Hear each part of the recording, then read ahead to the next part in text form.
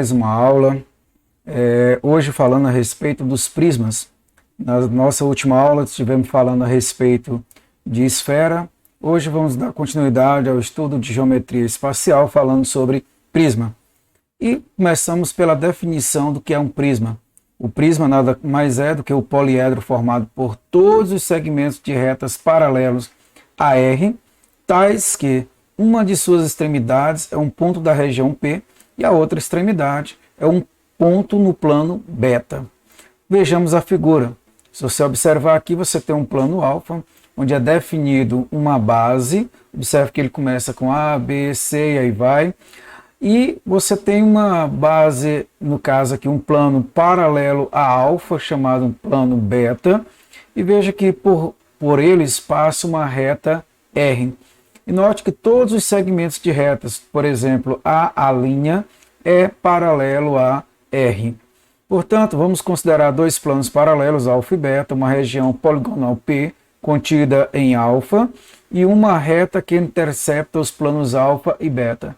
Então, quando você olha para essa figura e toma o poliedro formado pelos segmentos da reta paralela a R, você vai ter a linha, B, B', C, C'. Você vai formar aqui uma região poligonal, nesse caso chamada de P e P'.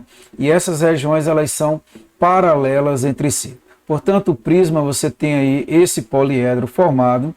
E note que, neste caso, aqui você tem um exemplo de um prisma oblíquo. Mas dando continuidade, nós temos aqui alguns exemplos. Nós temos esse prisma de base hexagonal. Nós temos o prisma de base triangular. Note que as bases paralelas se encontram aqui e lá atrás. Tá? E por último, você tem um prisma de base pentagonal. Bom, quando você vai falar de um prisma, a primeira coisa que você tem que ter é quem são os seus elementos. E neste caso, os elementos que eu tenho aqui, primeiro são as bases. A base P e a base P' são regiões poligonais, tá? Congruentes e situadas em planos paralelos, obrigatoriamente. Bom, a outra coisa que nós temos aqui são as faces laterais, representada no caso por A linha, B, B', você tem B, B', C, C', são regiões poligonais, nesse caso são chamadas de, nesse caso não vou chamar de retângulo, porque no retângulo você tem que os ângulos deverão ser de 90 graus, mas são regiões poligonais, nesse caso são os quadriláteros. Nós temos ainda, além disso, as arestas das bases. Você tem A, B, BC, e aí você tem lá na parte superior a linha, B', B', C', e aí prossegue. Bom, além disso, nós temos as arestas laterais. Você tem A linha, B, B', C, C', e aí prossegue. Além disso, você tem a altura do prisma. Nesse caso, a altura do prisma é a distância entre os planos alfa e beta. Lembrando que nesses planos, plano alfa contém a base P e o beta tem a base P'. Bom, prosseguindo, nós temos aqui alguns critérios de classificação dos prismas. O primeiro critério é considerarmos a inclinação da reta R em relação aos planos alfa e beta, que contém as bases. Então nós podemos ter que o prisma pode ser reto, neste caso, se a reta R é perpendicular aos planos alfa e beta. Você vai notar aqui que as faces laterais serão retângulos. Já no prisma oblíquo, a reta R não é perpendicular aos planos alfa e beta. E as faces laterais são paralelogramos. Tá? Então vejamos o segundo critério, nesse caso considerando o polígono que determina as bases. Aqui vamos citar alguns exemplos. O primeiro deles é um prisma triangular, cuja base é um triângulo. Você tem a base, quando ela é um quadrilátero, é chamada de prisma quadrangular. Se a base for um pentágono, você vai ter que o prisma é pentagonal e assim por diante. Bom, vamos a algumas definições. Um prisma regular nada mais é do que um prisma que onde você tem a base é um polígono regular, e neste caso ele é formado por ângulos retos com respeito às suas superfícies poligonais. Tá? Bom, exemplos, você tem aqui um cubo, neste caso este prisma é regular, pois ele é reto e as suas bases são quadrados, chamado de cubo. Aqui você tem um prisma que não é regular, pois as suas bases não são polígonos regulares. O que ele está falando polígono regular? Polígono regular é quando todos os lados são os mesmos, nesse caso com respeito à base. Eu estou falando exclusivamente com respeito à base. Se a base é um polígono regular, você tem que esse prisma é regular. Aqui você vai notar que esse prisma não é regular, pois as suas bases não são polígonos regulares. Aqui é um polígono, sim, ele é um pentágono, mas esse pentágono não é regular, tá ok? Bom, vamos falar aqui a respeito do paralelepípedo. Entre os prismas quadrangulares, aqueles que têm bases em forma de paralelogramos são chamados de paralelepípedos. Esses prismas podem ser retos ou oblíquos. O paralelepípedo oblíquo, você vai olhar que ele tem uma certa inclinação. Já o paralelepípedo reto, retângulo ou bloco retangular, você vai notar que todas as suas faces são retângulos. E por último nós temos o cubo, onde todas as suas faces são iguais. Ou melhor, congruentes.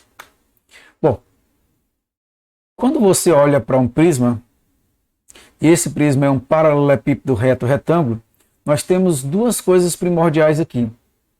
Nós temos a diagonal de uma base, ou diagonal da base, representado por F, mas nós podemos ter a diagonal do cubo, que é representado por esse desenho. Na diagonal do cubo, ele sai de um vértice, vai até um vértice oposto, nesse caso, atravessando o cubo. E uma coisa, me desculpe, atravessando o paralelepípedo. Neste caso, uma coisa importante é que essa diagonal ela é dada pela raiz quadrada de a elevado a 2, b elevado a 2, c elevado a 2, onde a, b e c são as nossas arestas, tanto a aresta da base como a aresta lateral. Bom, o paralelepípedo mais importante que eu poderia dizer, ou o prisma que é mais importante em termos de estudo, é o cubo. E no cubo, todas as medidas são iguais a A. Portanto, se a diagonal de um paralelepípedo é dado pela raiz quadrada de A ao quadrado mais B ao quadrado mais C ao quadrado, como todas as medidas são iguais a A, você teria que essa diagonal seria a raiz quadrada de 3A ao quadrado. Como A elevado ao quadrado eu posso retirar da raiz, a diagonal de um cubo é dado por A raiz de 3, ou seja, a diagonal é igual a aresta raiz de 3. Bom, vamos ver alguns exemplos. O primeiro exemplo é calcular a medida da diagonal do paralelepípedo ao lado. Neste caso, as medidas são 3, 4 e 5. Portanto, a nossa diagonal eu posso calcular simplesmente substituindo os valores de A, B e C, respectivamente por 3, 4 e 5. E ao substituir esse valor, a minha diagonal desse paralelepípedo reto retângulo é dado pela raiz quadrada de 3 ao quadrado, mais 4 ao quadrado, mais 5 ao quadrado. Ora, se eu pego 3 ao quadrado é 9, 4 ao quadrado 16, 5 ao quadrado 25, e ao somá-los você vai ter 50, ou seja, a minha diagonal é a raiz quadrada de 50. Só que 50 eu posso decompor. Divido por 2, dá 25, por 5, dá 5, dividido por 5, dá 5. Portanto, escrever raiz quadrada de 50 é escrever a raiz quadrada de 2 vezes 5 ao quadrado. Como 5 pode sair da raiz, a minha diagonal se torna 5 raiz de 2. Portanto, a diagonal desse paralelepípedo reto retângulo é 5 raiz de 2 centímetros. Mais um exemplo. Calcule a medida da aresta de um cubo cuja diagonal excede em raiz de 2 centímetros a diagonal da base. Bom, primeiro, se nós olharmos para essa figura, você tem a diagonal da base, a diagonal do cubo, e nós temos a diagonal da base. Lembrando que ele diz que, se você for observar aqui, ele diz que a diagonal do cubo excede em raiz de 2 a diagonal da base. Então, a diagonal do cubo é igual à diagonal da base somado por raiz de 2. Ou seja, a diferença entre as diagonais é igual a raiz de 2. Nós temos aqui também que lembrar que se eu pegar somente essa base de medidas A e A, com a diagonal dessa base F, você vai observar que eu posso pegar a metade do quadrado aqui formado na base, e aí você tem que, nessa metade, você tem um triângulo retângulo, cujas medidas da hipotenusa é F, e os catetos são iguais a A e A. Portanto, eu posso utilizar o teorema de Pitágoras, que me diz que a hipotenusa ao quadrado é igual à soma dos catetos ao quadrado. Mas não vamos esquecer que todas as medidas são iguais, no caso das arestas, igual a A.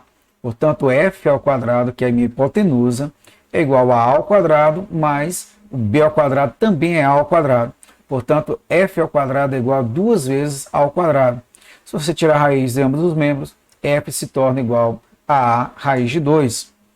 Bom, de posse disso, eu tenho que a diagonal do cubo, com respeito à diagonal da base, nós temos a seguinte situação, que a diferença entre os dois é igual a raiz de 2. Só que, desculpa que eu repeti novamente. Vamos dar aqui, falar um pouco mais rápido. A gente já viu que a diagonal do cubo é a raiz de 3, vimos anteriormente. Como a diferença entre D e F é igual a raiz de 2, e eu sei que o D é igual a raiz de 3, e o F, a gente viu que é a raiz de 2, vamos só substituir, ó. O D a raiz de 3, o F a raiz de 2 aqui, tá? Desculpa, eu botei raiz de 3. Não, aqui é 2, tá? Vamos corrigir aqui rapidinho. Só lembrando que aqui é 2. Tá? Bom, eu posso colocar aqui o A em evidência entre A raiz de 3 menos A raiz de 2. Colocando o A em evidência, fica A vezes raiz de 3 menos raiz de 2. Ora, esse raiz de 3 menos raiz de 2, que está multiplicando o A, ele pode ir para o segundo membro dividindo raiz de 2. Se ele vai dividindo, veja que essa expressão eu não posso ter raiz no denominador. Portanto, para eliminar essa raiz do denominador, eu vou multiplicar tanto o numerador como o denominador por raiz de 3 mais raiz de 2. E ao fazer isso, veja que o numerador vai ficar a raiz de 2 vezes a raiz de 3 mais raiz de 2, e o denominador fica o produto da soma pela diferença.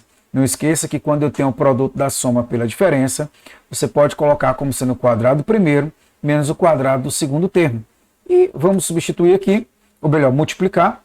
Raiz de 2 vezes raiz de 3 dá raiz de 6. Raiz de 2 por raiz de 2 dá raiz de 4, que é igual a 2. E o denominador, como vai ficar o quadrado do primeiro menos o quadrado do segundo, fica a raiz de 3 ao quadrado, que dá 3. A raiz de 2 ao quadrado dá 2. Portanto, fica 3 menos 2. E o valor de A seria igual a raiz de 6 mais raiz de 2. Bom, vamos aqui rapidinho falar somente da representação de um prisma quando você faz a sua planificação. E a planificação, aqui eu estou utilizando um prisma de base hexagonal. Você vai observar as duas bases, são hexágonos. E, além disso, você tem ainda as faces laterais. Bom, aqui você vai identificar algumas coisas. A primeira coisa que nós vamos identificar é que essa figura, por se tratar desse prisma, você tem 7 faces. Porque são as duas bases, mais os 5 faces laterais. E aí tome cuidado. Se você tem um prisma de base triangular, você tem as duas bases, mais 3 faces laterais. São 5. Portanto, toda vez que você diz o tipo de base, basta acrescentar mais 2 unidades para você determinar o total de faces desse prisma. Tá? Então, você vai observar aqui que nós temos bases pentagonais, pois faces pentagonais não podem ser faces laterais de um prisma, que devem ser necessariamente quadriláteros. Tá? As faces laterais são sempre quadriláteros.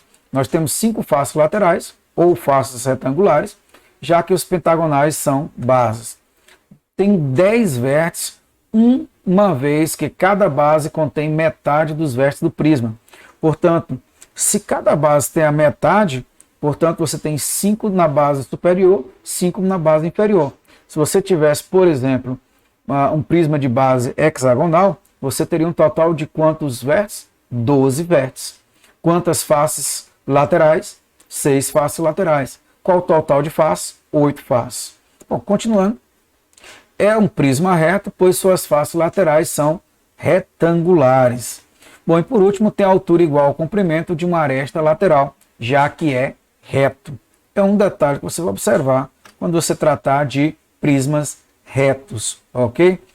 Eu vou parar por aqui. Na próxima aula a gente vai dar continuidade falando a respeito da área de prismas, tá bom? Então paramos por aqui. Essa é a nossa primeira aula no retorno das nossas atividades remotas. Lembre sempre as atividades do livro para você estar respondendo. Se tem a apresentar alguma dúvida, nos envie para que nas questões a serem corrigidas a gente possa estar colocando como exemplo para vocês, ok?